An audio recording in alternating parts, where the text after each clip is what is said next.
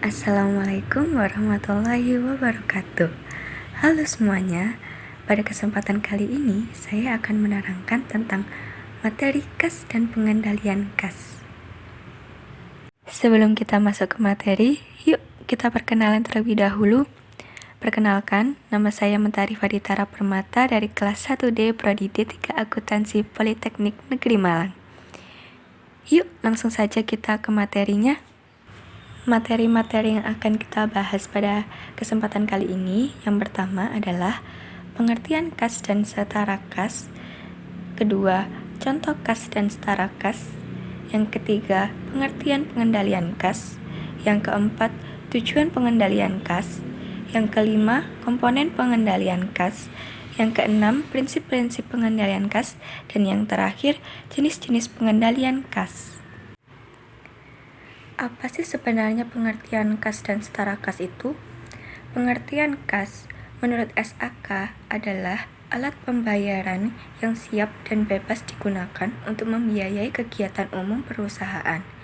Sedangkan pengertian setara kas menurut SAK ETAP adalah investasi jangka pendek dan sangat liquid yang dimiliki untuk memenuhi komitmen kas jangka pendek, bukan untuk tujuan investasi atau lainnya. Biasanya ini memiliki jatuh tempo 3 bulan atau kurang sejak tanggal perolehannya. Apa saja sih contoh kas dan setara kas? Contoh kas ialah uang logam, uang kertas, tabungan, cek, dan sebagainya. Sedangkan setara kas ialah surat berharga seperti obligasi jangka pendek, saham, dan sebagainya. Selanjutnya kita akan masuk ke pengendalian kas. Pengertian pengendalian kas. Apa itu sebenarnya pengendalian kas? Pengendalian kas atau cash control adalah suatu proses untuk mengendalikan uang tunai yang dimiliki perusahaan agar jangan terlalu kecil, yang dapat membahayakan likuiditas atau terlalu besar yang dapat menurunkan kemampuan labanya. Singkatnya, untuk mencapai kas yang optimal. Selanjutnya adalah tujuan pengendalian kas. Yang pertama, mengamankan dan mencegah penyalahgunaan kas. Yang kedua, menjamin ketelitian dana akuntansi tentang kas sehingga dapat dipercaya atau tidak.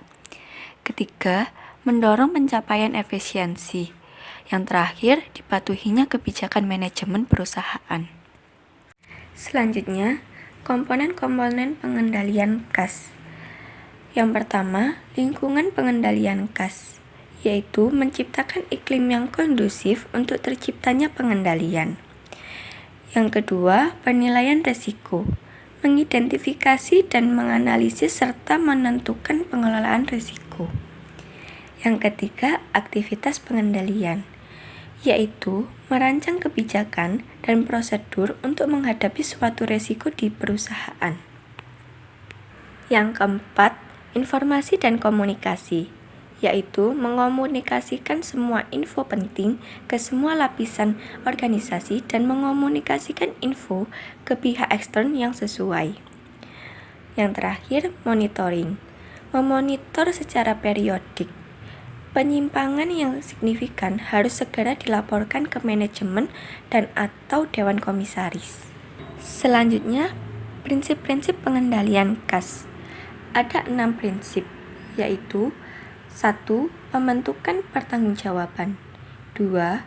Pemisahan tugas secara tegas, 3. Prosedur dokumentasi yang jelas, 4.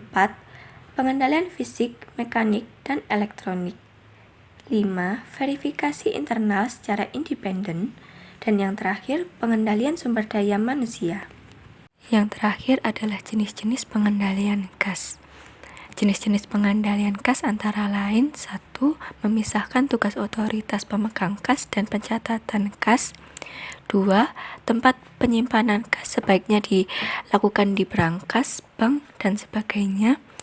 Yang ketiga, pengeluaran dan penerimaan kas menggunakan cek sehingga terdapat pengendalian pencatatan oleh pihak yang lain. Yang keempat, menggunakan sistem voucher. Yang kelima, adanya rekonsiliasi bank.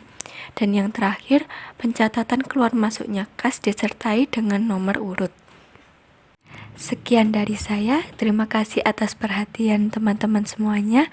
Semoga bermanfaat. Wassalamualaikum warahmatullahi wabarakatuh.